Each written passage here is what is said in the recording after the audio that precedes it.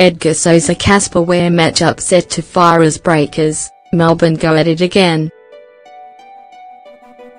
Edgar Sosa's final act of an epic heavyweight showdown between the Breakers and Melbourne at Hisense Arena on Friday night has surely lit the fuse for Sunday's rematch. Just how explosive the outcome will be remains to be seen, but if it's anything like Friday's top-of-the-table Australian NBL playoff preview, 189-83 by the home side, then it should be a dandy. Sosa's frustrations were at large at the conclusion of a captivating back-and-forth that saw Melbourne claw back deficits of 14 points, early, and 8, late, to coast home on a 14-0 finishing burst, and claim a rare victory over their Kiwi rivals.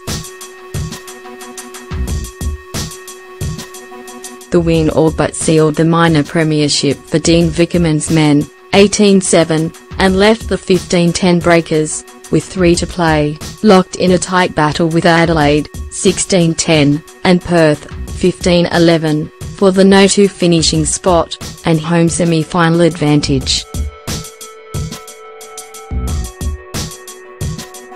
The expressive Breakers point guard put in an excellent shift to finish with 22 points on 8 of 17 shooting, including a sizzling 6 of 10 from beyond the arc.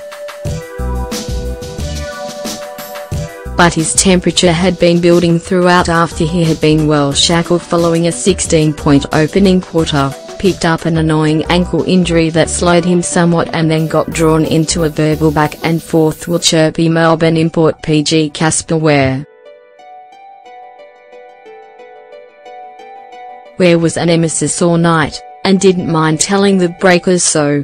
He led all scorers with 27 points and was awarded a remarkable 17 free throws to help get him there. It was though, at times, he was a protected species with any hint of contact whistled in favor of a player who was dishing plenty out. So when the game ended and the players walked through the traditional handshake line, Sosa could not help himself, giving Ware a shove when he presented. That cued more words between the two, with Sosa's discontent clear to all. Breakers coach Paul Hearn made his feelings clear afterwards on Ware's high free throw count. That free throw count, 28-13 overall, is extremely lopsided. Casper Ware shoots 17 free throws. He was a freaking hot iron, wasn't he? You put a hand on and you've got to take it off straight away, otherwise he's going to the line. Melbourne, and former Breakers, coach Dean Vickerman said he was not worried about any repercussions at Spark on Sunday, 3 p.m. tip-off. They were both great, he said. They were both great players, both elite in this league. Sosa is a guy who will talk, and Casper comes from an environment where he's willing to talk as well. Those guys will talk to each other, but I'm sure it won't spill over. It will be a great competitive environment for those two. The Breakers will be licking their wounds, both metaphorical and literal, for Sunday. Big centre Alex Pledger copped a knee to the ribs in the opening minute and sat the rest out. He will be fitness tested pre-game. Kirk Penny didn't even travel to Melbourne with a tight calf, and will also be reassessed. Sosa has been confirmed as a definite starter.